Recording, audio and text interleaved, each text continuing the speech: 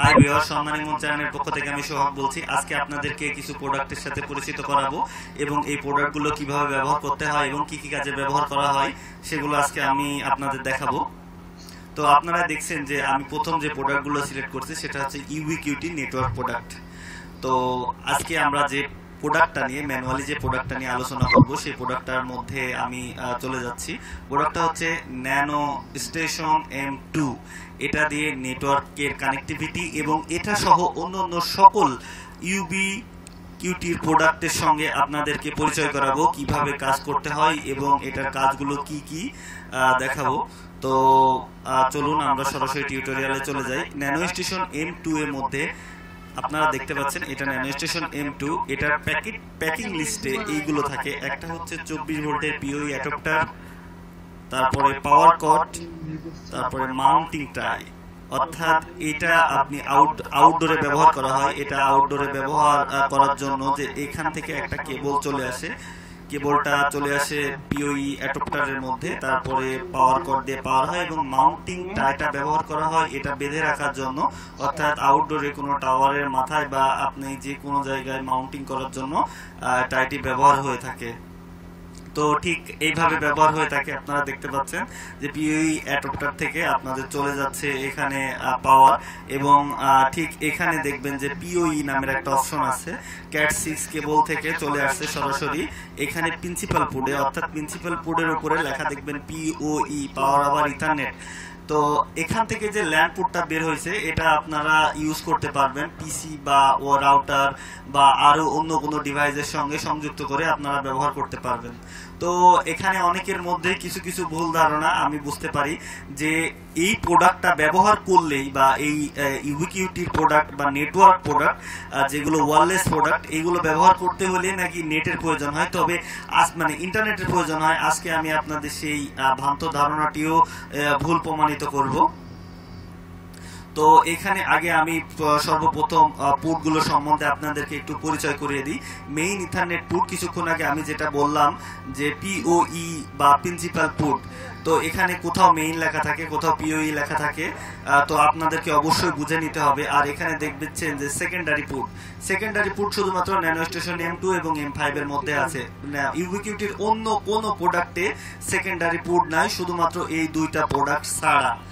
তো এখানে সেকেন্ডারি পোর্টটার কিছু ব্যবহার আছে। অর্থাৎ আমি কিছুক্ষণ আগে আপনাদের যেটা দেখালাম যে POE ল্যান্ড পোর্ট, এই POE ল্যান্ড পোর্টটা আপনি সরাসরি সেকেন্ডারি পোর্ট হিসেবে ব্যবহার করতে পারবেন। শুধুমাত্র পাওয়ারটা দিয়ে এখান থেকে আপনি ইউজার কেবলটা পেতে পারেন।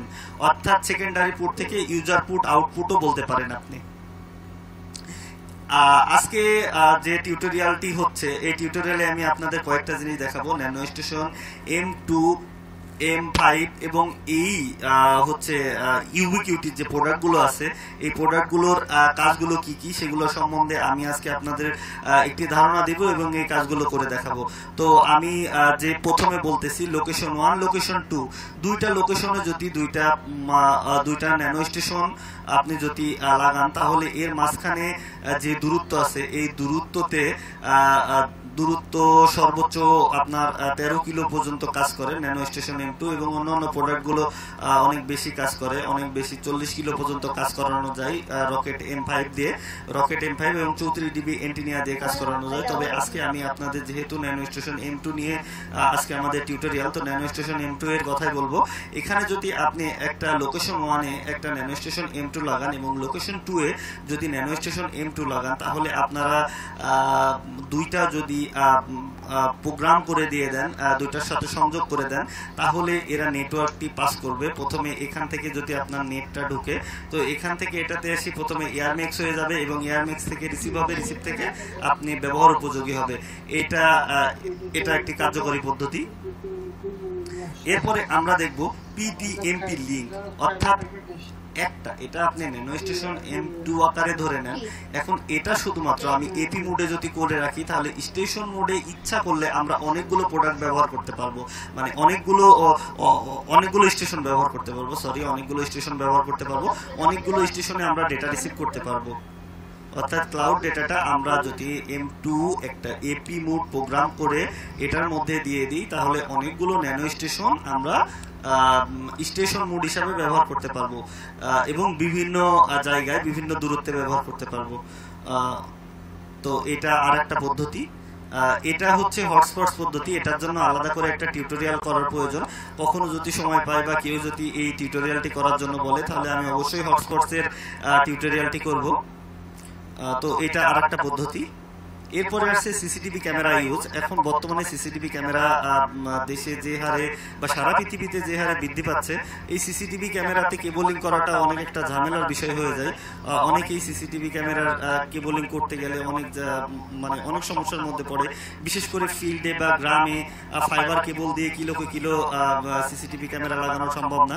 তবে ন্যানো স্টেশন M2 দিয়ে আপনি যদি এই হচ্ছে PTMP লিংক করেন, যে আমি ধরে নিচ্ছি এইগুলো সব ক্যামেরা, এটা ক্যামেরা, এটা ক্যামেরা, এটা ক্যামেরা বা আরো ক্যামেরা আছে, এই ক্যামেরার সাথে যদি একটা করে ন্যানো স্টেশন M2 দিয়ে দিই স্টেশন মোডে এবং একটা যদি অ্যাক্সেস পয়েন্ট মোডে দিয়ে দিই এবং এখানে যদি NVR রাখি, তাহলে সমস্ত ক্যামেরা কিন্তু এখানে রেকর্ড হবে এবং এখান থেকে ক্লাউড ভিউ করানো সম্ভব।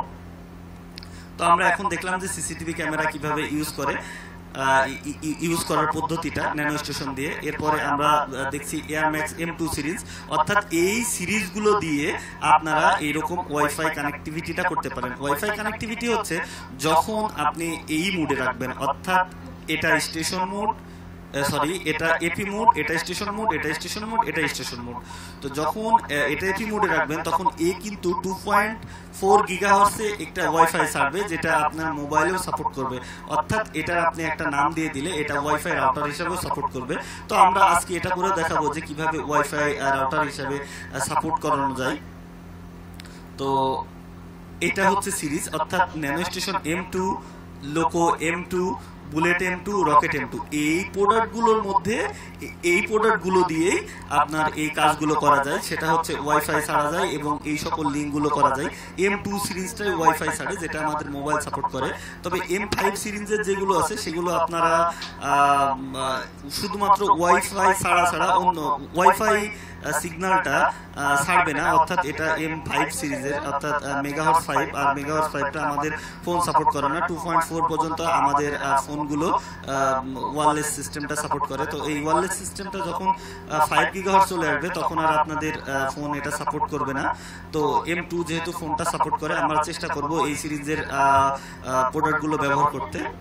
আজকে আমাদের যে মূল বিষয় হচ্ছে লং রেঞ্জ ক্লায়েন্ট এন্টিনিয়া, অর্থাৎ আপনার রাউটার আছে, এখান থেকে আপনি কিছু দূরে আপনি ন্যানো স্টেশন M2 দিয়ে আপনি আপনার ল্যাপটপ বা অন্য একটি রাউটার কিভাবে ব্যবহার করাবেন। অর্থাৎ আজকে আমাদের টিউটোরিয়ালের মূল বিষয় হচ্ছে লং রেঞ্জ ক্লায়েন্ট এন্টিনিয়ারটাই আমরা আজকে মূলত করে দেখাবো।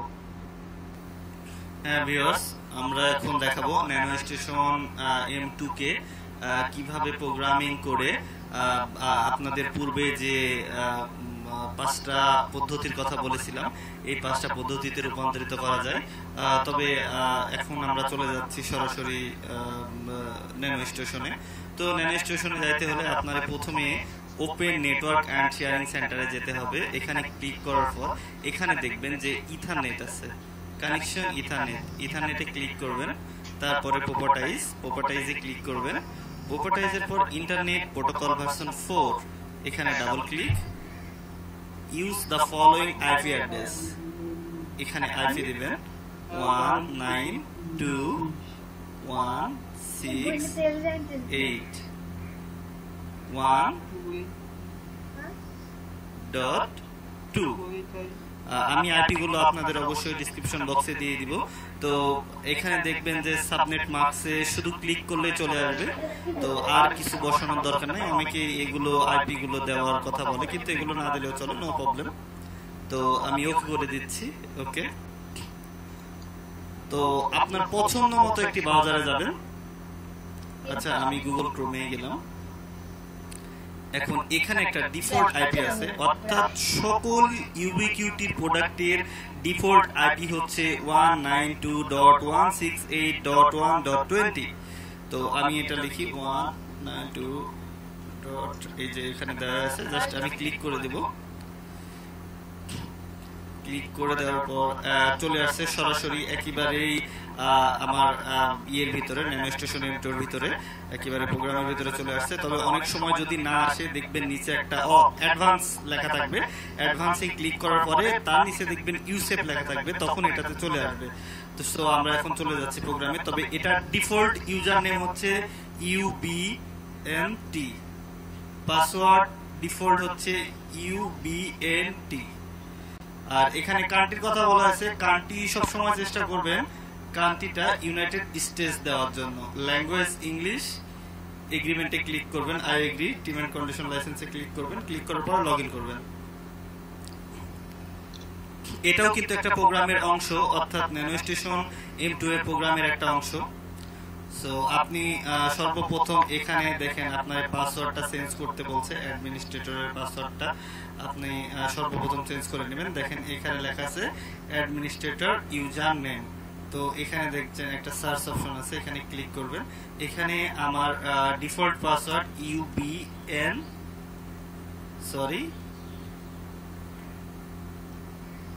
UBNT। নিউ পাসওয়ার্ড আমি দিচ্ছি UBNT 123। সাপোজ এটা উইক হলো, সমস্যা নাই যেহেতু প্রোগ্রামের ক্ষেত্রে। UBNT 123। তো আমি এখন এখানে চেঞ্জে ক্লিক করব। চেঞ্জে ক্লিক করার পর অর্থাৎ ইউবিকিউটির প্রোডাক্টের প্রত্যেকটা জিনিস চেঞ্জ করার পর আপনার এখানে চেঞ্জ এবং উপরে অ্যাপ্লাই আছে, এটা অ্যাপ্লাই না দেওয়া পর্যন্ত চেঞ্জ হবে না। আমি অ্যাপ্লাই করে দিচ্ছি, চেঞ্জ হয়ে গেছে। এরপরে আমাদের আসতে হবে নেটওয়ার্কে। যেহেতু পাসওয়ার্ড চেঞ্জ করছি, পুনরায় সে রিলোড হচ্ছে, আবারও রিলোডে ক্লিক করব।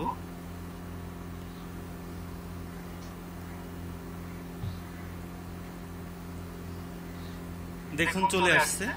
তো এখানে দেখেন ডিফল্ট আইপিটা আছে, অর্থাৎ যে আইপি সার্চ দিয়ে আমি এই ন্যানো স্টেশন M2 এর মধ্যে ঢুকছি, এই আইপিটা অবশ্যই চেঞ্জ করতে হবে।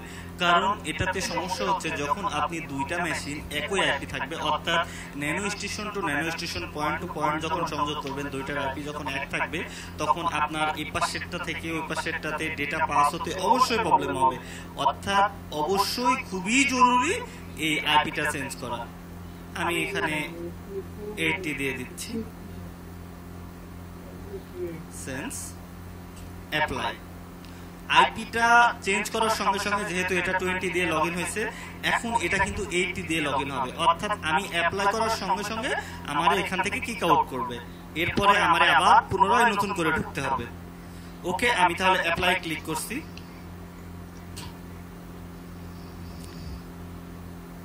দেখুন অ্যাপ্লাইং সেন্স, প্লিজ ওয়েট।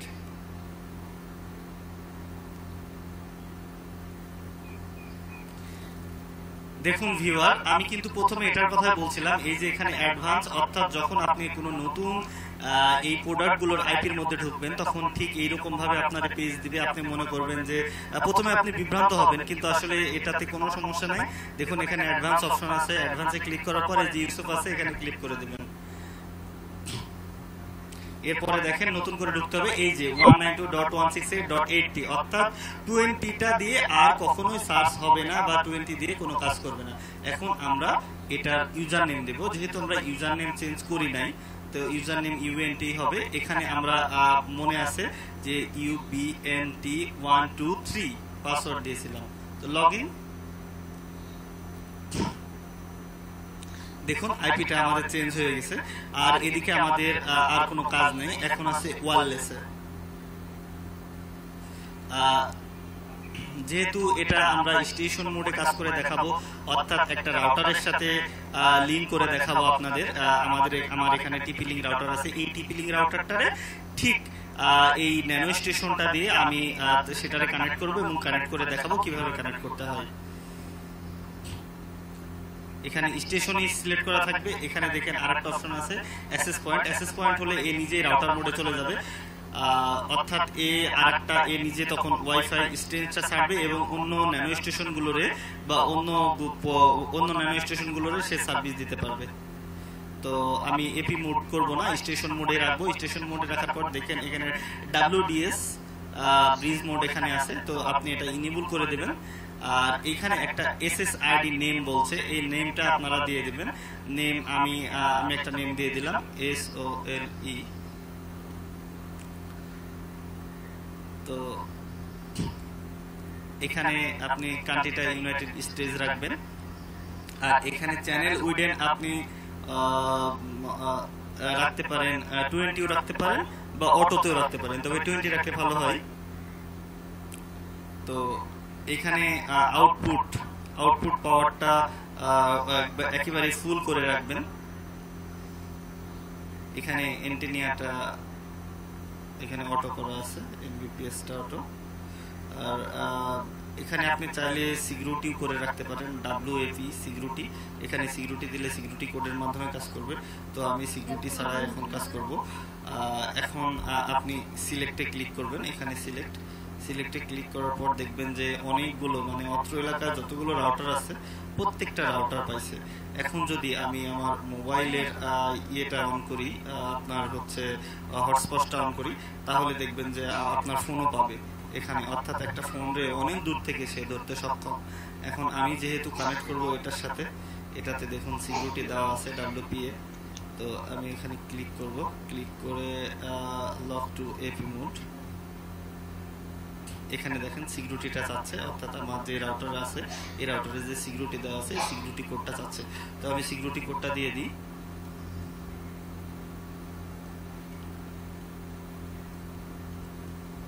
এখন আমার দেওয়া হয়ে গেছে। এখানে দেখেন ম্যাকটা লক করে রাখছে, আমি এটা চেঞ্জ করব, অ্যাপ্লাই।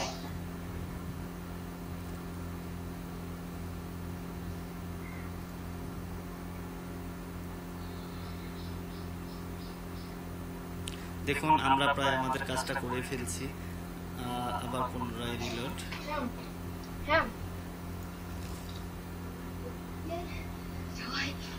এই অবস্থায় দেখবেন আপনারা আপনাদের ন্যানো স্টেশনের পিছনে যে চারটা বাতি আছে, চারটা বাতিটা আপনাদের ফুল হয়ে যাবে। অর্থাৎ এটা কিন্তু টুইনিং এর প্রয়োজন আছে, অর্থাৎ সামনে পিছনে ডানে বামে এটার প্রয়োজন আছে। দেখছেন যে আপনার RxTX 300 MBPS হয়ে আছে। তো প্রথমে আমরা এই চিহ্নটাতে ক্লিক করব।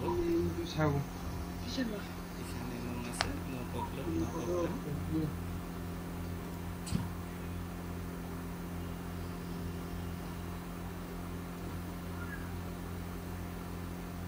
এখানে আপনারা দেখতে পাবেন টুলস আছে, তো আপনি টুলসে ক্লিক করবেন। তারপরে লং অ্যান্টেনিয়া, এখানে আপনারা দেখতে পাচ্ছেন যে DBM 37, 36, 43 মাঝে মাঝে হচ্ছে। তো এই যে 32, 33, অর্থাৎ এটা কিন্তু একেবারে রাউটারটা একেবারে আমার পাশে আছে, এই জন্য অনেকেই মনে করতে পারেন যে 33 আছে, আমার এটা 1 বা 2 বা 10 হলে কেমন হতো, অনেক বেশি সংখ্যাটা মনে হচ্ছে। আসলে এটা ঠিক তেমন না, এটা হচ্ছে এই সংখ্যাটা অর্থাৎ 33 যেটা আছে এটা এর নিচে নামে না সচরাচর, আমরা কখনো দেখি না যে 33 নামছে। তো আপনারা মনে করতে পারেন যে আমি নামার কথা বলছি, এটা ঊর্ধ্বগমন করলে কি ভালো না, এটা যত উপরে যাবে, অর্থাৎ এখানে দেখবেন যে নয়েজ ফ্লোর লেখা আছে 83 dBm, অর্থাৎ 83 পয়েন্টে যখন এটা চলে যাবে তখন এটা দিয়ে আর ডেটা পাস করানো সম্ভব হবে না। এখানে ম্যাক্স সিগন্যাল দেখেন 65 আছে, অর্থাৎ 65 যদি থাকে তাহলে এটা বেটার।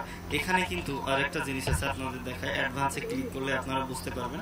অ্যাডভান্সে দেখেন যে LED একটা দেওয়া আছে, এখানে কিন্তু 4টা LED আছে পিছনে, 4টা না সরি 6টা LED আছে, 2টা পাওয়ারের আর ল্যাম্পপুট পাওয়ার জন্য, আর লাস্টে যে তীর চিহ্ন দেওয়া LED আছে 4টা। এখানে যদি LED একটা জ্বলে থাকে তাহলে 94 dBm এ কানেকশন পাচ্ছে, LED যদি 2টা জ্বলে থাকে তাহলে 80 dBm এ পাচ্ছে, LED যদি 3 মানে LED 3 যদি 3 নম্বরটা জ্বলে তাহলে 73, আর LED 4 হলে 65, অর্থাৎ 65 একেবারে ফেয়ার 65। এখানে ডিস্টেন্সটা আছে, এখানে অটো অ্যাডজাস্ট করা আছে, যতটুকু ডিস্টেন্স আছে ততটুকু অ্যাডজাস্ট করে নেবে।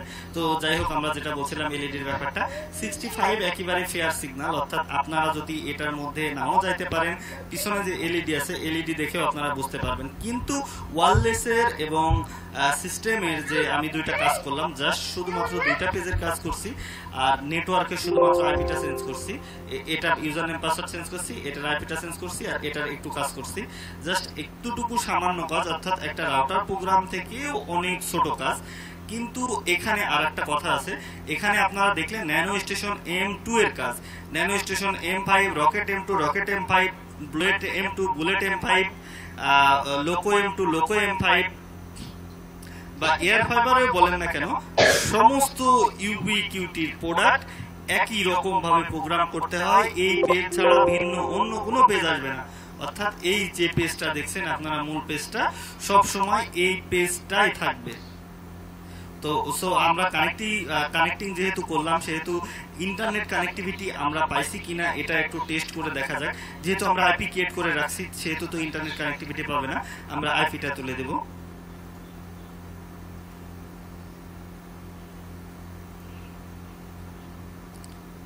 আইপিটা তুলে দেব, আইপিটা এখানে। ওকে ওকে জি, আপনারা দেখতে পাচ্ছেন কিছুক্ষণের মধ্যে হলুদ চিহ্নটা সাথে সাথে সরে গেছে। এখন আমরা ইচ্ছা করলে এখানে নেট ইউজ করতে পারবো। আমরা দেখি গুগল, দেখুন চলে আসছে।